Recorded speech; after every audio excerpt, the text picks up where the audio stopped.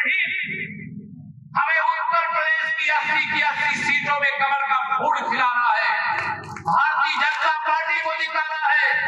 तमाम लोग आएंगे प्रचार करने के लिए, कोई जातिवाद की बात करेगा, कोई मुस्लिम तुष्टीकरण की राजनीति करने का खेल खेलेगा, कोई नौजवानों के नाम पर गुमराह करने की कोशिश करेगा।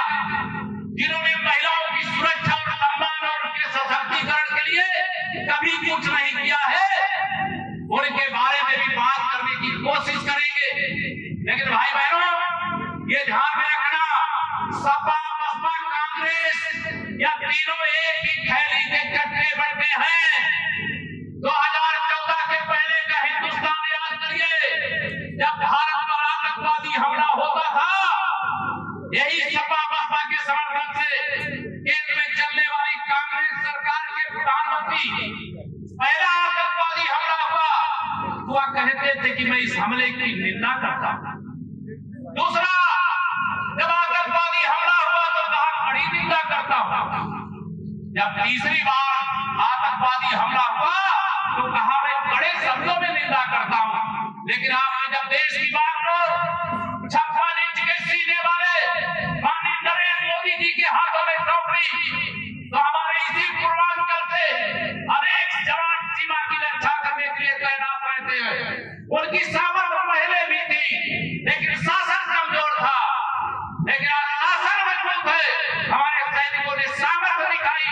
जब उरी में हमारे सेना के जवानों पर हमला हुआ तो सर्जिकल स्ट्राइक करके भारत की ताकत दिखाने का काम दुनिया को यह बताया गया कि अगर अमेरिका अपने दुश्मन को पाकिस्तान में घुस करके मार सकता है तो भारत पर आतंकवादी हमला करने के लिए आतंकवादियों को पैदा करने वाली फैक्ट्री चाहे पाकिस्तान के अंदर थी तो सर्जिकल स्ट्राइक करके एयर स्ट्राइक करके उसको भी तहस नहस करने का काम हमारे देश की सेना कर सकती है।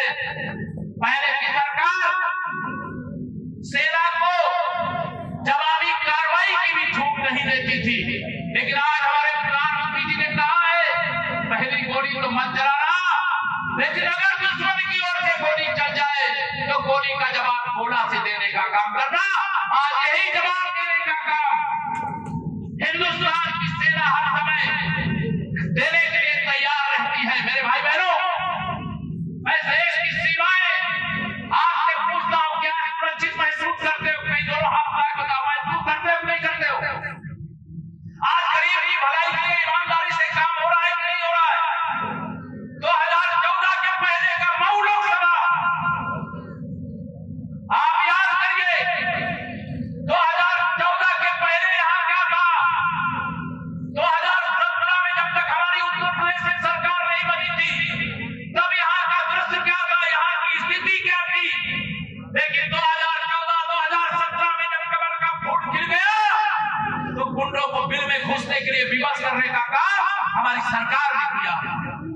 मैं आप सब लोगों को आज यहाँ पर कहने के लिए आया हूँ, अगर मैं केवल आपके मऊ जिले की बात करूं तो अभी मैं पूछ रहा था कि यहाँ जिले के अंदर कितने गरीबों को प्रधानमंत्री आवास मिला है, तो अभी एक छोटे जिले में भी हमारे 41,000 गरीबों को प्रधानमंत्री आवास सभी बुनियादी सुविधाओं के साथ देने का काम किया गया। अब किसी के लिए प्रधानमंत्री आवास छोटा हो सकता है, लेकिन मैंने भी गरीबी को देखा है, मेरे प्रधानमंत्री जी ने भी गरीबी को देखा है।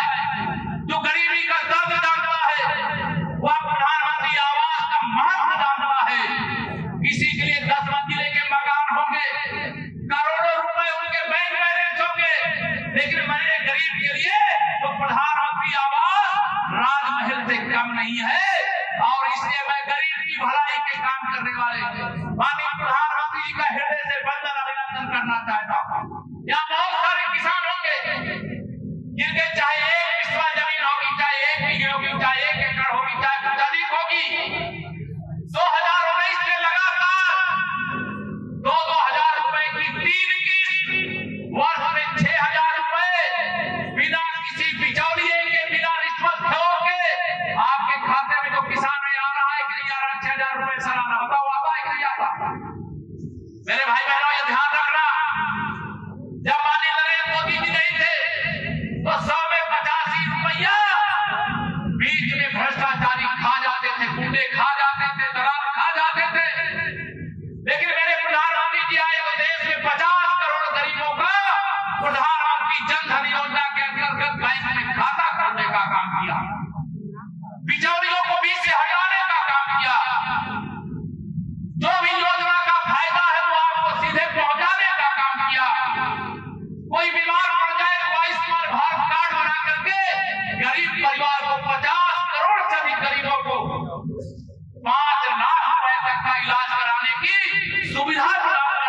काम किया।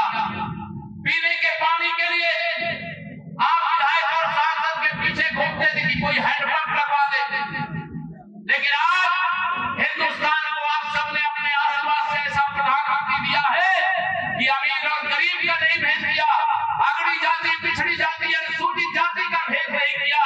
हिंदुस्तान के हर घर तक नल से जल पहुंचाने का काम किया और वह काम चल रहा है। आने वाले समय में केवल मऊ नहीं, पूरे देश के हर घर तक पाइपलाइन से पानी पहुंचाने का काम जल जीवन मिशन योजना के अंतर्गत किया जा रहा है। मैं नहीं जानता कितने लोग यहाँ पर ऐसे आए हैं जिनके घर आजादी के बाद बिजली नहीं पहुंची थी। आज तो बिजली मंत्री आपके मऊ के ही है, लेकिन 2014 में माननीय नरेंद्र मोदी जी के नेतृत्व में सरकार बनी। उन्होंने कहा आजादी के 70 साल बाद अभी मेरे गरीबों के घर में मिट्टी के तेल की डिबिया जला करके उनके बच्चों को पढ़ना पड़ रहा है। अमीर के घर की रोशनी और गरीब के घर का अंधेरा, इस दर्द को कौन जान सकता है। जाके पैर न फटी बेवाई, वह क्या जाने पीर पराई। मेरे प्रधानमंत्री जी ने सौभाग्य योजना लाने का काम किया। जिन गरीबों के घर तक बिजली का कनेक्शन नहीं पहुंचा था, वहां पर सौभाग्य योजना से फ्री में बिजली पहुंचाने का काम किया और गरीबों के घर के अंधेरे को दूर करने का भी काम किया। अब आपको याद भी नहीं होगा 2017 से पहले मऊ में कितने घंटे बिजली आती थी। इधर 4 से दिन कुछ परेशानी जरूर रही है बिजली को लेकर के, लेकिन जब से उत्तर प्रदेश में कमल का फूल खिला है, गाँव को 16 से 18 घंटे, जिला मुख्यालय को 24 घंटे बिजली देने का काम भारतीय जनता पार्टी की सरकार ने किया है। पिछली सरकारों के समय बिजली आती नहीं थी, भाजपा का कमल खिला। मोदी जी के मार्गदर्शन में, योगी आदित्यनाथ जी की अगुवाई में हमारी सरकार में बिजली जाती नहीं है। ये फर्क है। समाजवादी पार्टी के मुखिया श्री अखिलेश यादव जी कहते हम पिछड़ों और दलितों और मुसलमानों को एक करके 2024 में मोदी जी को हराएंगे। अरे श्री अखिलेश यादव जी, आप पिछली बार तो सपा भी एक हो गई, बसपा भी एक हो गई, कांग्रेस भी, राष्ट्रीय लोकदल सब मिल करके जब मोदी जी को आप नहीं रोक पाए, तो 2024 आते तो गंगा जी में बहुत पानी बह जाएगा और सपा समाजवादी पार्टी बन जाएगी। सपा समाजवादी पार्टी बन जाएगी, सपा सफा हो जाएगी। बसपा तो आज भी बिल्कुल सफा है, केवल चुनाव जब आएगा पता चल जाएगा। कांग्रेस का एक सांसद यूपी से है, रायबरेली से। अगली बार रायबरेली में भी कमल खिल जाएगा, भरोसा रखना। अभी मैं अमेठी से ही आ रहा हूँ और आपको बता रहा हूँ 2024 में आप बताओ मऊ में कमल खिलाओगे? दोनों हाथ खिलाओगे मऊ में कमल? मेहनत करना पड़ेगा, पसीना बहाना पड़ेगा। माननीय मोदी जी के नेतृत्व में 9 साल का जो कार्यकाल है, देश को 90 साल आगे ले जाने का काम किया है और भरोसा रखना अगला 5 साल हिंदुस्तान को 100 साल आगे ले जाने का काम करेगा। 100 साल आने वाली पीढ़ियों के सुखद भविष्य की गारंटी कमल का फूल माननीय नरेंद्र मोदी जी के नेतृत्व की प्रचंड बहुमत की 2024 में सरकार सारे विपक्षी मेरे प्रधानमंत्री जी के खिलाफ प्रधानमंत्री पद का उम्मीदवार खोज रहे हैं। आप बताइए, हिंदुस्तान में किसी दल के पास माननीय नरेंद्र मोदी जी जैसा देश की सेवा करने वाला कोई प्रधानमंत्री बनने लायक नेता है क्या? है क्या? दोनों हाथ में बताओ, है क्या? मोदी जी का विकल्प केवल मोदी जी है। पिछली बार हमारी 64 सीटें जीती थी, हम 16 सीटों पे चुनाव हार गए थे, लेकिन 16 में से 2 हम जीत गए हैं। एक अखिलेश यादव जी आजमगढ़ से थे, वहां दिनेश लाल यादव निरहुआ इस समय भारतीय जनता पार्टी के सांसद, और रामपुर जहां से अखिलेश यादव के चच्चा आजम खान चुनाव जीते थे, वहां पर भी घनश्याम लोधी जी के नेतृत्व में भारतीय जनता पार्टी का कमल खिल चुका है। 2024 में उत्तर प्रदेश से 80 की 80 लोकसभा सीटों पर कमल खिलाना है। बताओ, खिलाने में सहयोग करोगे? सहयोग करोगे? मैं आप सबको यह भरोसा दिलाना चाहता हूं, ये कमल का फूल खिलाना नहीं है, बल्कि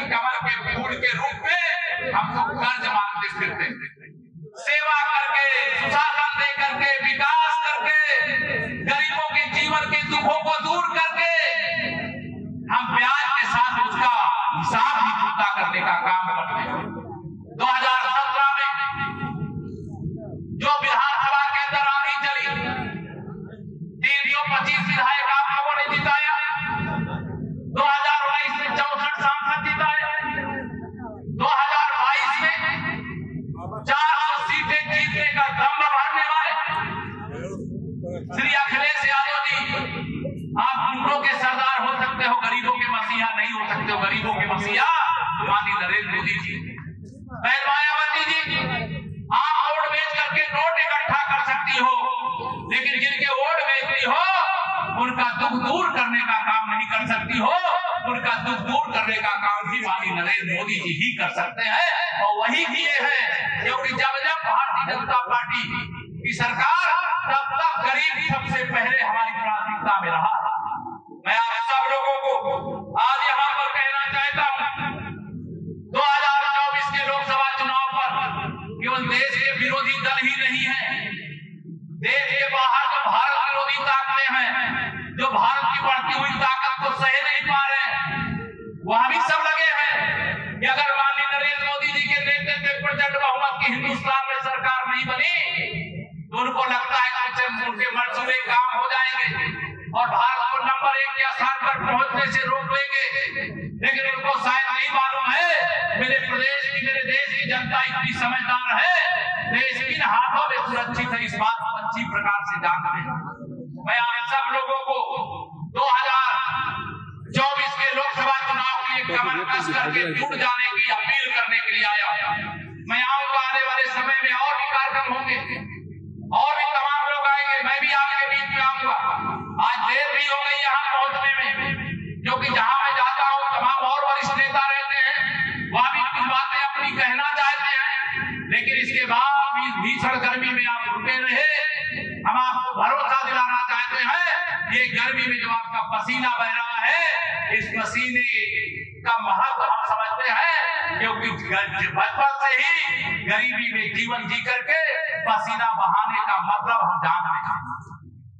हमने भी खेतों में काम किया है, हमने भी गरीबी का दर्द दिया है, हमने किसान के पुत्र के रूप में अपने खेत में अपने माता पिता के साथ काम किए हैं।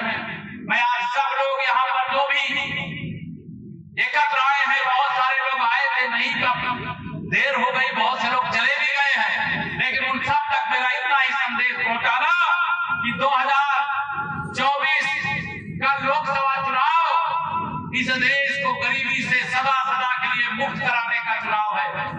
2014 का लोकसभा चुनाव भारत को विश्व में नंबर 1 की अर्थव्यवस्था बनाने का चुनाव है। 2024 का लोकसभा चुनाव भारत के हर गांव गली गलियारे तक हर वह जरूरत की सुविधाएं जो शहरों में पहुंच गई है, वह गांव गांव पहुंचाने का चुनाव है। 2024 का लोकसभा चुनाव आप भरोसा रखना। आज तो मैं देखता हूं बहुत अमृत सरोवर बनाए, लोगों ने बहुत सारी जमीनों में कब्जा पहले करने का काम किया, लेकिन अब अमृत सरोवर बन रहे हैं। लुप्त नदियां जो थी उनको पुनर्जीवित करने का काम किया जा रहा है। जो पानी वर्षा काल में बह जाता था उसे एकत्र करने का काम किया जा रहा है। भारतीय जनता पार्टी केवल कहती नहीं बल्कि सबका साथ, सबका विकास करके दिखाने का भी काम करती है। आप सब भरोसा रखना, 2024 आप सबके मेहनत से, आप सबके परिश्रम से, आप सबके सहयोग से माननीय नरेंद्र मोदी जी के नेतृत्व में फिर सरकार बनाने का काम हम सब लोग मिलकर के करेंगे और जीवन को खुशियों से भरेंगे। आप सब इतनी बड़ी संख्या में